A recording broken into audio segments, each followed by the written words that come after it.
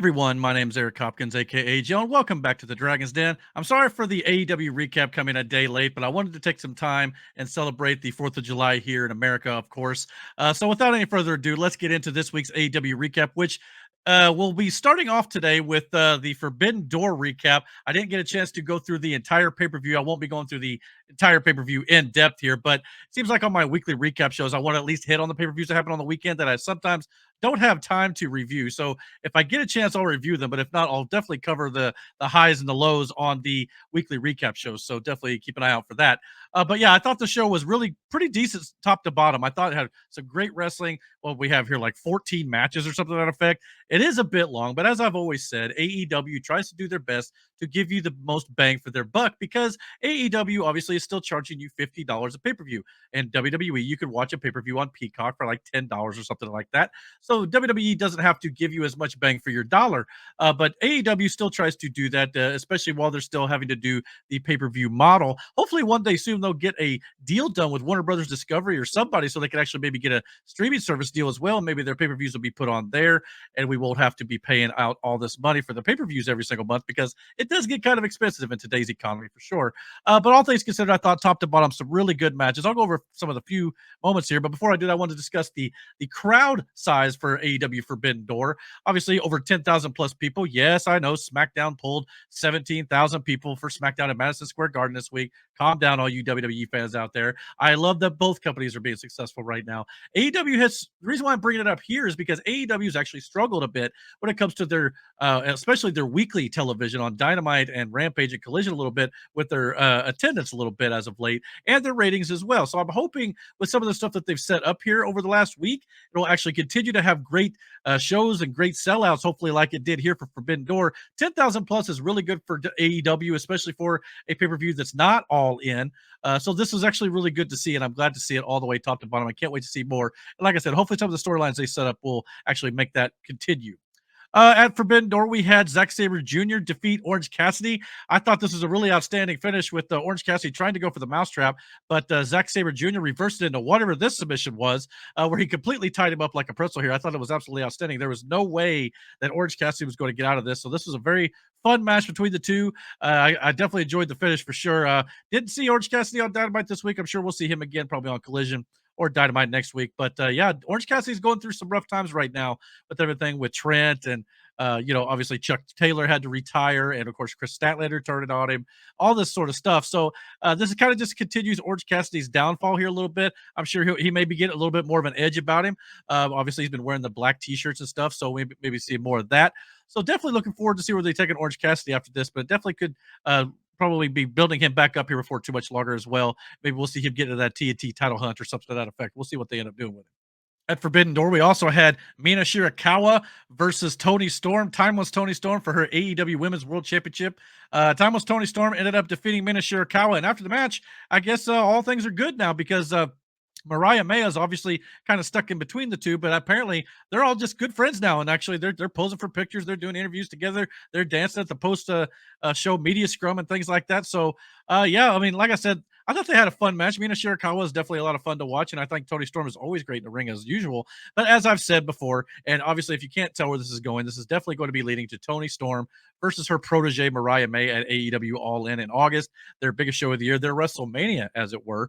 And I think that's what they're going to end up doing here. And we're going to be seeing more of that being further upon in the Owen Hart Cup tournament on the women's side of the bracket. So, yeah, definitely keep an eye out for that as Mariah May has a matchup on this week's Rampage. So definitely check that out. We'll be going over that next week on the show as well and discussing where the tournament will be going into the finals next week on AEW Dynamite. At Forbidden Door, we also had Tetsuya Naito regain the IWGP World Heavyweight Championship from Jon Moxley. Jon Moxley, who had been holding that title for a few months here, definitely did a great job with that as well. Jon Moxley is just underrated. I mean, he's a guy who could go to any company in the world and absolutely sell out tickets.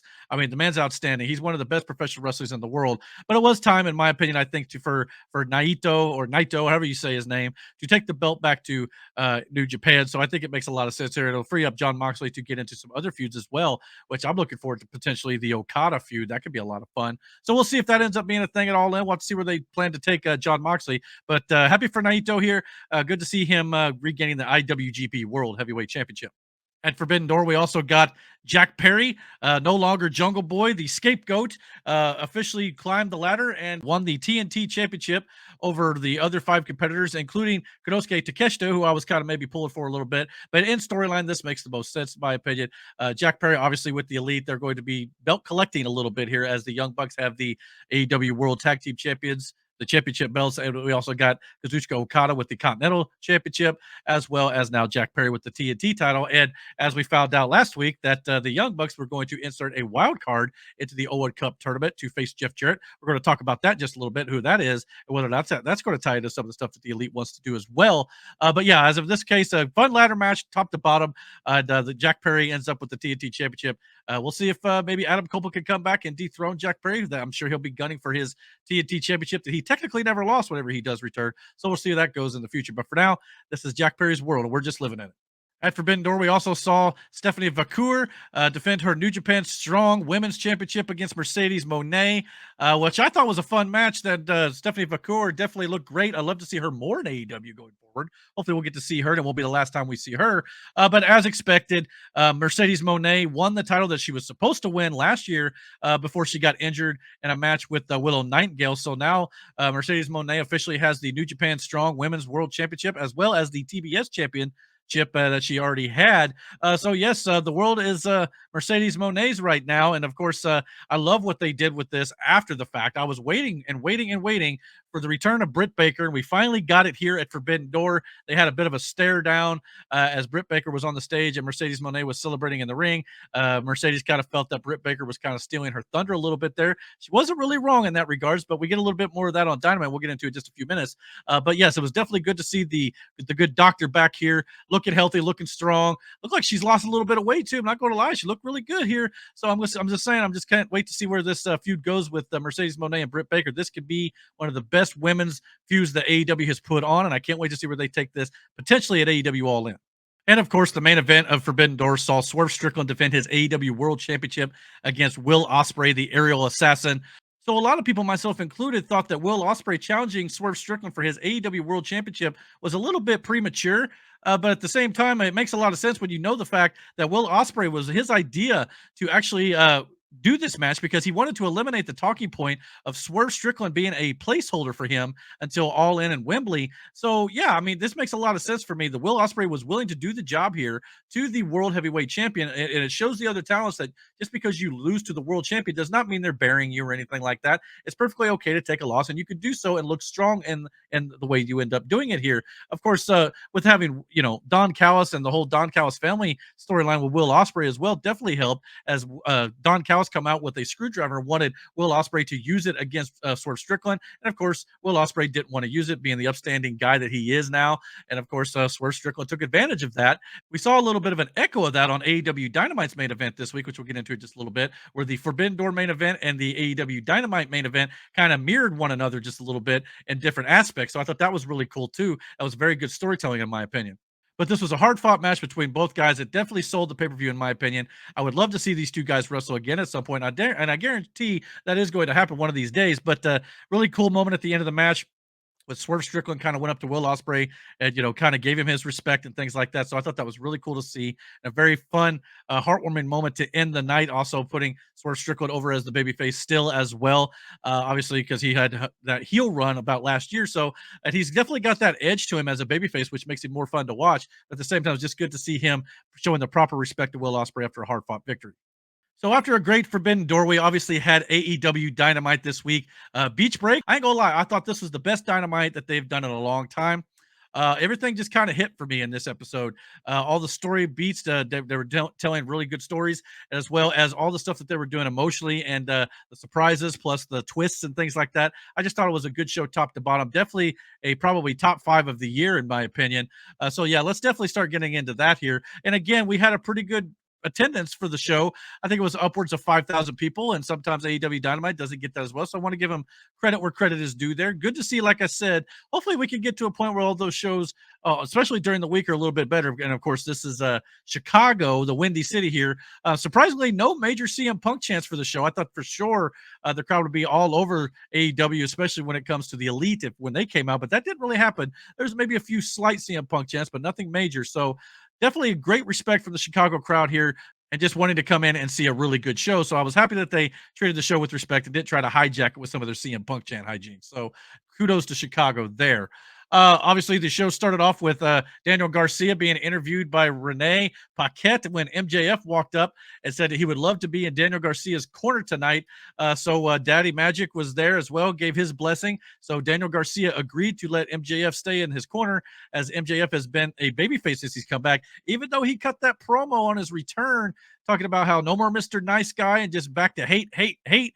But he's kind of been playing the babyface gimmick, but we find out a little bit later on that was all a ploy. So yeah, this was very well done. Good to see it. This was a good way to start the show. After that, we had the Owen Hart Cup tournament. I believe it was a semifinal match between Bryan Danielson, who come down to the ring, the American Dragon, to face off against the Bastard Pack, which Bastard Pack obviously defeated Claudio Castagnoli in the last round, and Shingo Takagi lost to Bryan Danielson leading into this match. Both these guys are absolutely outstanding. Put on a banger of a match to start off Dynamite, in my opinion. And I believe it's been somewhere along the lines of 15 some years since Pac and Bryan Danielson have actually wrestled each other. Probably would have been in WWE at one point, but I'm not positive on that. Could have even been like Ring of Honor or something to that effect. But yeah, this was a fun match to watch all the way around. Both guys absolutely killed it. And of course, the American Dragon ended up winning with a nice roll up here, which they kind of traded back and forth a little bit until Danielson was able to get the leverage here to cap off what was a outstanding match, in my opinion. So Bryan Danielson moves on to the finals of the Owen Hart Cup tournament, and he is one step away from the World Heavyweight Championship match at AEW All In against Swerve Strickland, who I assume will be the champion at the time. It all depends on who holds the title belt, but I don't think they got a pay-per-view between now and then. So yeah, if he were to win, he'd get Swerve Strickland, but I don't think that's where they're going to end up going. But at the same time, they very well could. They've been telling this story about Bryan Danielson losing and losing and losing in his last year, and he wants it to change, and he wants to go off on a better note than this. His last year as a full-time wrestler. I still got this hunch he's going to come back and wrestle part-time here and there, but as a full-time talent, he may not be on television nearly as much, but to come back for a dream match here and there, I could definitely see that happening. He may end up winning the world title. I don't know. We'll have to wait and see, but they're definitely telling the story that he may end up winning the tournament going to All In. I kind of wonder if the tournament may end up in the finals with a little bit of shenanigans, and potentially we might get a triple threat match at All In, but we'll get into that here in just a little bit too. But that's just my opinion. We'll have to see where the things go in the next couple weeks, but I guess we'll find out a little bit next week on Dynamite once we get the finals of the Owen Hart Cup tournaments on that show. So we'll see what happens there. Next up, we had Mark Briscoe. He come out to the ring and he said, "They call me chicken, but don't get it twisted. I ain't scared of shit." And he basically announced his participation for Team AEW in the upcoming Blood and Guts match, which is AEW's version of War Games with two steel cages, where the Team AEW will be going up against Team Elite. Right now, it is the Young Bucks, Okada, and Jack Perry, 4 out of the 5 members who will be a part of the Blood and Guts match, 5-on-5. And right now, it's only one member on Team AEW side at this point. However, the end of this segment ended up with the Young Bucks and Okada and Jack Perry coming out to lay out Mark Briscoe. Kyle O'Reilly tried to make the save, but he got hit with the Rainmaker for his troubles. And of course, the Acclaim come out to kind of run the Elite off. So could we be getting Kyle O'Reilly and the Acclaimed kind of joining that 5-on-5 matchup at Blood and Guts? We'll have to wait and see, or if they kind of go with maybe some heavy hitters for Team AEW, like a Bryan Danielson or something like a John Moxley or something to that effect. We'll have to wait and see what they do with it, because obviously we know that the Acclaimed will be getting a World Tag Team Championship match against the Young Bucks at some point. So yeah, a lot of places they could go with this. Mark Briscoe being the first guy to put his name in the hat is definitely cool, because obviously we know Mark Briscoe's crazy. If you did not get a chance to watch Mark Briscoe and Jay Briscoe, the Briscoe brothers, dem boys, do their trilogy of matches with FTR, I highly recommend you go check out those matches. Those were outstanding on Ring of Honor. Definitely go check those out. They're amazing to watch. Some of the best tag team wrestling you'll ever see in your life. Highly recommend, but also very violent. And so Mark Briscoe fits in here like a glove. So I can't wait to see where they take this. Next up, we had Willow Nightingale versus Chris Statlander to kind of cap off their feud that's been going on since Chris Statlander turned heel. Willow Nightingale gets the victory here, though, as Chris Statlander was trying to use a chain to hit Willow Nightingale that Stokely Hathaway laid on the ring, but of course to no avail, as Willow Nightingale ends up taking advantage and getting the victory over Chris Statlander to move on to the finals of the Women's Owen Hart Cup tournament. And Willow Nightingale will be facing the winner of Hikaru Shida and Mariah May, which takes place this week on Rampage, as I mentioned. So I just got this feeling it's going to be Mariah May versus Willow Nightingale in the finals because, again, I think they're telling the story long term at AEW All In. It's going to be Mariah May versus Toni Storm, her protege, for the AEW Women's World Championship here. So they'll probably do some clever storytelling to kind of get Willow Nightingale out of that finals matchup with a loss, but booking her strong as well. Much like Hikaru Shida will probably be booked strong as well against Mariah May this week on Rampage too. Yeah, I mean, I think this has been a successful tournament all the way around. Got some good storytelling on the ins and outs of it as well with Serena Deeb and Diana Perrazzo and Thunder Rosa and all sorts of good stuff. We're getting Serena Deeb and Riho coming up too, which was teased at the end of that last match that she had where Willow Nightingale won. So yeah, all sorts of good stuff coming down here for the AEW Women's Division. I know Tony Khan likes to tout the fact that he believes it's the best division for the women in the world. That's, I guess, to be determined and up to the eye of the beholder, so to speak. I tend to agree with him to a degree. I mean, I don't necessarily think that anything WWE is doing is any better. It's not any worse either. But at the same time, I just feel like when it comes to the depth of the roster, AEW's got a more deep women's roster when it comes to their AEW side and their Ring of Honor side as well. Then again, WWE's got a really deep roster right now too. It'll be a lot better once Rhea Ripley could come back and things like that. But of course, AEW is also missing Jamie Hayter, which is another name that should be coming back here pretty soon. So definitely some good things on the horizon for both women's divisions in both companies. But I'm definitely excited to see what AEW has in store, especially. Speaking of the women's division in AEW, we got the returning Britt Baker coming out to address the crowd on her first night back on AEW Dynamite. Britt explained that she was diagnosed with what was called a mini stroke, or a TIA, I believe is what she called it. So she stayed out of action until she was healthy again, which apparently she is 100% healthy now, she said. But yeah, a lot of people were wondering where she'd been over the last year or so, almost like 10 months, I think she said. Obviously, she had an injury, but at the same time, she had some numbness in her arm, and I guess they diagnosed her with the TIA, which is essentially a mini stroke. So I hope that Britt Baker's doing well. That sucks, man. It just seems like between her and Adam Cole, who are obviously a couple, they've been through really hard times as of late. With Adam Cole with his ankle, and of course he had his head injury. There was all sorts of rough times there for the Cole Baker family. So I hope that those two are able to get healthy and we're able to come back to AEW television full time. Obviously, Britt Baker looks to be back, and let's hope Adam Cole can come back soon. Yeah, this is sad to hear, and I'm hoping that she's good. We got the CEO Mercedes Moné pull up to the arena and came out, and of course they set up for her double title victory win here, where she is now the women's champion for New Japan Strong, as well as the TBS champion here in AEW. This was very well done, in my opinion, because as Britt Baker's just standing there, the ring crew is trying to put up all these balloons and dumping these balloons out in the ring and put up the photographs of Mercedes Moné so she could come down and celebrate her victory at Forbidden Door. And Britt just stands there like, what in the world is this, man?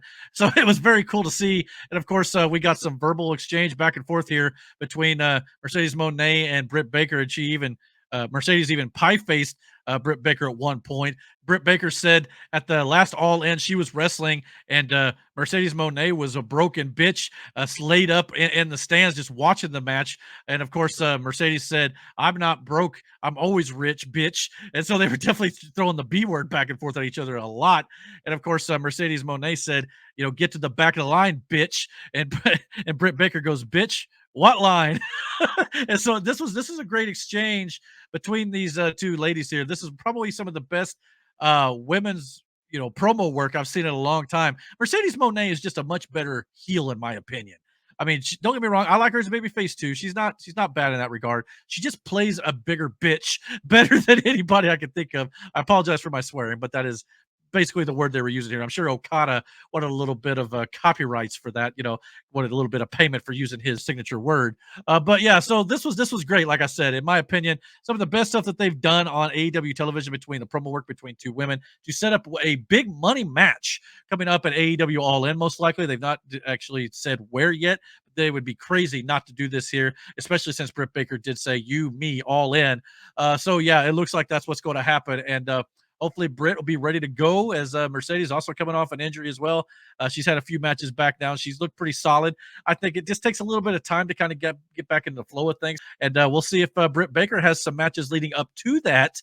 Obviously, Mercedes Moné did not have to get any matches before she got a title matchup. But the TBS Championship is kind of the open challenge title anyway, so it's not that big a deal in my opinion. So in this regard, if that's the case with Britt Baker, I can understand it. She also did a good job of laying out her history with the company, being the first woman to sign on the dotted line on a contract for AEW. So, and she's obviously been a former world champion as well. So, in that regard, I'm not going to be too upset about it. And as I've always said, for any of you haters of this who don't like the fact that these women have to work their way up to the title match, I don't want to hear anything if Drew McIntyre wins the WWE World Heavyweight Championship and CM Punk then comes in and gets a title match immediately. I don't think they're going to do that, but I'm just saying keep that energy if you're just as mad here. But in this case, like I said, with the TBS Championship being an open challenge type thing, I have no problem with it. So we'll see what they do with it. But I think it's going to be a lot of fun and one of the better feuds they've got going into All In. And they've already started the build for All In, and we're still like a little over a month and a half away. So this is going to be a solid 5 to 6 week build with blood and guts in between. So I love that they're starting it early. Can't wait to see what they do at All In. We had a six-man tag, a trios match on Beach Break. We got the Cage of Agony versus Samoa Joe and Katsuyori Shibata and Hook, that trio. I wonder if they're going to get a tag team name, a trios tag team name. We'll have to wait and see if they end up pulling that trigger or not. But yeah, before the match got started, though, Chris Jericho, the Learning Tree, came out and said he had an executive order from the Young Bucks, the Elite, to ask Taz to leave the commentary position because Jericho was going to be doing commentary. He couldn't sit next to Taz because of obviously Taz's paternal relationship with Hook, obviously the father of Hook here. So it was interesting that they threw out Taz here. Taz left with some security assistance for sure, as Jericho was the commentator for the match. And of course, nobody expected Joe, Shibata, and Hook to actually lose this match following Forbidden Door. So obviously, we got a three-way chokehold to end the match here. I thought it was a nice the aerial shot to kind of have the finale of this match. I kind of, just showcasing all three guys choking out their opponents here. Good way of doing it. And after the match was over, we got the Learning Tree, Chris Jericho, Big Bill, the Redwood, and the Bad Apple, Brian Keith, attacking the trio of Samoa Joe, Katsuyori Shibata, and Hook. And they laid out Hook, especially with a table shot here for sure. Yeah, Jericho was definitely not happy with the fact that Hook beat him at Forbidden Door with the Judas effect, that spinning back elbow that Jericho loves to do. So at the end of this whole segment here, it was the Learning Tree standing tall, kind of driving the point home that we're not to be messed with. And apparently Brian Keith is no longer injured. He ripped the arm sling off, so now we can officially have a six-man tag, a trios matchup with the two factions. Completely healthy here from the looks of things, unless of course Hook can't see or whatnot, because after this match was over, Hook was also getting checked in the back by some trainers. That's when Chris Jericho and the Learning Tree faction came up, and Jericho once again threw a fireball at Hook's face, and of course that blinded Hook, and he went down in a heap, saying he can't see and all this sort of stuff. So Jericho, he's a wizard. You got to watch out for them fireballs. So yeah, this is absolutely outstanding. Can't wait to see where they go with it. I know a lot of people don't like Jericho and the Learning Tree gimmick at this point, but it's working for me. I'm not gonna lie. Every time Jericho comes out and does that "hi guys" with the big fake smile and that fake wave, it's just a way to kind of stick it to trolls who've really been giving Jericho a lot of flack over the last few months. And I'm not gonna lie, I don't blame him for wanting to kind of do that, because not only that, it's just a fun way to do it, to change up his gimmick, which Jericho's definitely known for doing, to kind of keep reinventing himself as he has over the years to kind of keep him relevant, so he doesn't get stale as a character. So I definitely appreciate that. And of course, just kind of playing this whole dig at CM Punk just a little bit too, talking about how he wants veterans to ask him for advice and things like that. Again, just kind of playing on some of that real life aspect of things, just blurring those lines between reality and fiction a little bit here, which I definitely love in my pro wrestling. So in that regard, I love what Jericho's doing in that regard. But I understand it doesn't work for everybody. I totally get it. Same with Orange Cassidy, it doesn't work for everybody either. But Orange Cassidy's made it work. So I say just give it some time with Chris Jericho. I know a lot of people wanting him to retire at this point. I'm not that guy. I think he's earned obviously whatever he wants to retire. It's up to him at this point. So let him go out on his own accord. I think he's at least earned that. Even if you don't like what he's doing right now, you got to give the man his respect. He's been doing it for 30 some years. He's earned that, in my opinion. So just let him decide that time. All right. Next up, we had another Owen Hart Cup quarterfinal matchup on the men's side here. We had Jeff Jarrett, who is paying respect to his fallen friend, Owen Hart. And for those of you who are giving him flack, this man went out there and put on the performance of a lifetime. That at his age, the best that he could do. I believe he's 56 years old now. And I think we all need to get off Jeff Jarrett's back. Everybody needs to remember Jeff Jarrett and Owen Hart around, it was about 24 and a half years ago at this point. They defeated the Big Boss Man and Kid Shamrock to win the WWE Tag Team Championships. So yeah, you got to understand Jeff Jarrett and his close friend Owen Hart. If you've not seen the video of Jeff Jarrett trying to cut a promo, literally moments after they wheeled Owen Hart out of the ring after he tragically passed away at that Over the Edge pay-per-view in WWE where Vince McMahon did not call off the show, which was horrible. Jeff Jarrett and Deborah was out there trying to cut a promo after that, and he could barely get through it. The man has, obviously, he just wants to honor his friend.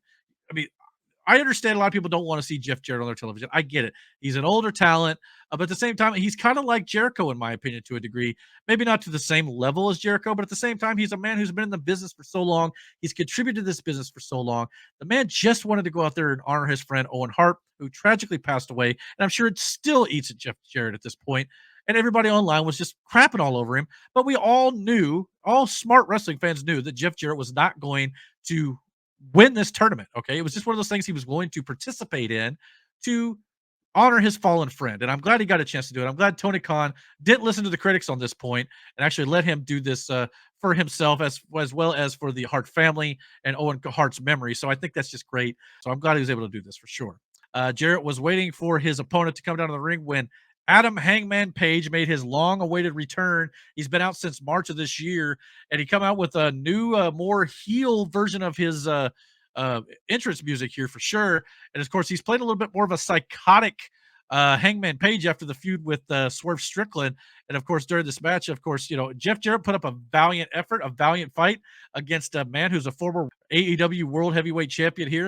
And of course, anytime the crowd started chanting for Swerve Strickland, Hangman Page just got this psychotic look in his eyes. He's just got to get his hands on Swerve Strickland because if you remember the whole thing with Swerve Strickland entered his home when he was a heel, and he violated that sanctity. That was Adam Hangman Page's home. So yeah, I could totally understand why Adam Hangman Page would do what he does here. And of course, and it makes the heel turn make a lot more sense when it has a natural flow to it. They did a bit of a double turn in that Swerve Hangman feud where Swerve was the heel and Hangman was the babyface, but Swerve was getting the cheers and Hangman was getting booed. And even though Hangman was doing the right thing and the crowd kind of turned on him. So again, it made natural sense to actually do this. So I was glad that it actually happened the way that it did. So it's only going to mean good things, I think, for Adam Hangman Page because sometimes his character can be a little bit stale too because we've seen him do that babyface thing for so long. So it's just kind of nice to see him do a little bit of a turn here. And I think that what's going to end up happening is we're probably going to be getting Hangman Page in the finals. Now we'll find out what happens this week on Collision on Saturday when he faces Jay White in the semifinals of the Owen Hart Cup tournament to see who faces Bryan Danielson next week on Dynamite.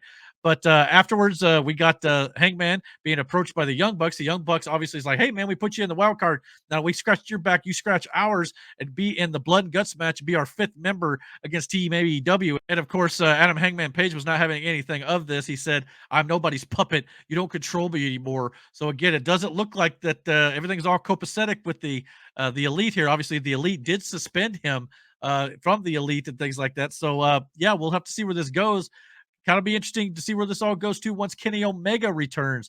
AEW's getting a lot of their talent back from injury right now. If we get Kenny Omega back as well, get back Jamie Hayter, they'll be at full strength at the women's division for the most part. So yeah, this is great to see. Obviously, this is a little wrinkle that Adam Hangman Page is not going to be messing with the Elite, and he'll be kind of off on his own. Or at least maybe he may help out the Elite here, but begrudgingly. We'll have to wait and see where this goes. But yeah, this is a nice little wrinkle they threw in to kind of give it that extra unpredictability to it, which I definitely enjoy. But as I mentioned, I think what they're going to end up doing is Hangman Page versus Bryan Danielson. I'm thinking that Hangman Page will probably beat Jay White somehow or another. We'll see how that ends up playing out. Maybe Christian Cage gets involved in that since he's kind of got that six-man tag team titles thing on the mind. Maybe the trios championships on the brain there with the patriarchy. That might happen. And if that's the case, we'll get Adam Hangman Page and Bryan Danielson next week on Dynamite. And then that one will be the one I'm kind of thinking, well, it could be Hangman Page against Swerve Strickland again. Make it Swerve Page 3 at All In to kind of for all the marbles this time for the AEW World Championship. Or it could be Bryan Danielson versus Swerve at All In. Or we could maybe get a three-way match, a triple threat match, as it were. We might get that if there's some shenanigans that happens next week on Dynamite. We'll have to wait and see. Either way, it could be a great main event for AEW All In. So again, they're planting that seeds early, and can't wait to see where they take it with the finals next week on Dynamite. As for the main event this week, we had Daniel Garcia versus Will Ospreay for the International Championship here. Ospreay defending his title against Garcia, and MJF obviously was out there to kind of be in the corner of Garcia during this match, and he even tried to hand Garcia his diamond ring that he had won. He wanted, Garcia to use it against Will Ospreay, and of course, much like Ospreay this week on Forbidden Door, refused to use the screwdriver from Don Callis. Garcia refused to use the diamond ring that MJF tried to attempt to hand him here to use. So it was mirroring the finish that happened at AEW Forbidden Door, which I thought was very good. It was a nice little echo there between the two main events. And in the same fashion, Will Ospreay took advantage with the hidden blade for the win. And just like at Forbidden Door, when Swerve Strickland kind of gave his respect to Will Ospreay kneels down in front of Daniel Garcia and gives him a pep talk and gives him respect as well. So again, mirror main events. It was good storytelling, in my opinion. So I love that they're playing on that aspect of Will Ospreay kind of passing that down from the moment he had with Swerve Strickland down to Daniel Garcia. That was really good, in my opinion, as MJF watched on from beyond. And of course, a couple weeks ago, MJF clearly looked like he felt upstaged by Will Ospreay when Will Ospreay kind of come out and interrupted the conversation MJF was having with Daniel Garcia to start off Dynamite a bit ago. So now MJF was kind of watching this kind of go on here too. So yeah, and of course after this all happened, MJF gets in the ring after Will Ospreay starts to leave up the ramp, and MJF, he's like, "Hey man, that was on me. That wasn't your fault. I screwed up. I tried to give you that ring. I'm sorry. That's not your fault." And of course, he helped him to his feet. He had, raised his arm to the crowd, and everything looked all good until MJF, that dastardly scumbag, low blowed Daniel Garcia. He kicked him as hard as he could. And of course, now we got the scumbag 100% back here as the show goes off the air with MJF just wreaking havoc.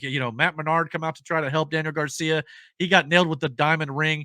And of course, MJF just continued to pound on Daniel Garcia, busted both him and Matt Menard up with the crimson mask on all over the place. He even gave this huge tombstone type pile driver off the second rope that brought out all the security and the referees and Christopher Daniels as well. And of course, at the end of the show, MJF was like yelling into the camera, "Did I restore the feeling? This is your boy," lifting him up by his neck. And the way they sold this, Daniel Garcia looked absolutely destroyed here. It was absolutely one of the best go home angles at the end of the show that I've seen in a while here. Heel MJF is definitely the best MJF, no doubt about it. I like MJF as a babyface too. He can definitely do it all. But at the end of the day, MJF being a heel here is the best thing for business.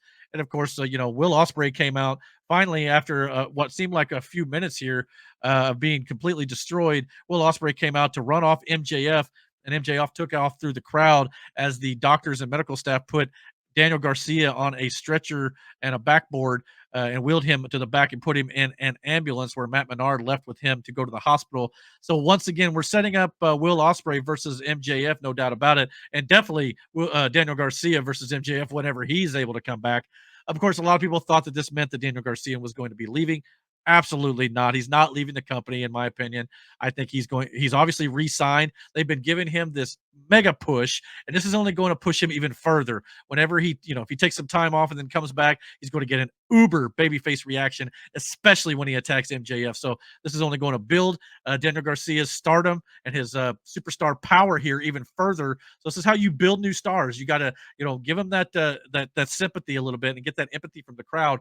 And I think that's going to be great. But as for Will Ospreay, this is going to give him something to do at All In. It's going to be a great match between MJF and Will Ospreay, no doubt about it. I can't wait to see what they do at All In. So, like I said, All In looks to be shaping up. So, yes, All In looks to be shaping up. We got the World Heavyweight Championship title picture shaping up with Swerve Strickland against Bryan Danielson and potentially Adam Hangman Page. We'll see what happens next week as well. We got the Women's World Championship with Toni Storm possibly against Mariah May. We've got Britt Baker versus Mercedes Moné for the TBS Championship, and it looks like we're getting Will Ospreay versus MJF as well on that card. So again, 4 big matches already, potentially some stuff with the Elite as well. All sorts of good things going around. We've still got John Moxley and many others as well who could be in some good feuds as well. So we'll see what happens there. But definitely a great start to the build to the biggest show of the year for AEW. So I'm definitely looking forward to checking that out. We got more Beach Break on Rampage this week with, like I said, the Owen Hart Cup tournament continuing in the semifinals with Mariah May and Hikaru Shida, Kyle O'Reilly in action, Roosh versus Commander, and Kyle Fletcher and Konosuke Takeshita versus Private Party. All those could be great matches, in my opinion. And of course, on Collision, we've got the Scumbag going to be giving his official reasoning for why he did what he did to Daniel Garcia. We're going to get the why Maxwell why treatment here, and MJF will be kicking off the show this Saturday night at 8/7 Central live on TNT for Collision. So that'll be a great way to start the show, as well as we'll be getting a banger of a match between Adam Hangman Page and Jay White in the semifinal tournament matchup of the Owen Hart Foundation Tournament 2. So yes, absolutely great stuff coming down the line here, no doubt about it for AEW. I think it's going to be some great stuff moving forward for the company. I think some of the stuff that they've got going on now with some of their feuds could be great for business, and hopefully that'll mean great success for the show and the company in general as we're going into the summer here and to their biggest show of the year. That being said, though, that'll do it for AEW's recap. But at the same time, I wanted to mention to everybody who's watching my channel for the WWE recaps as well. This Friday night on the Dragon's Den podcast at 9:30 p.m. Eastern Standard Time, we're going to be going over our predictions for the Money in the Bank.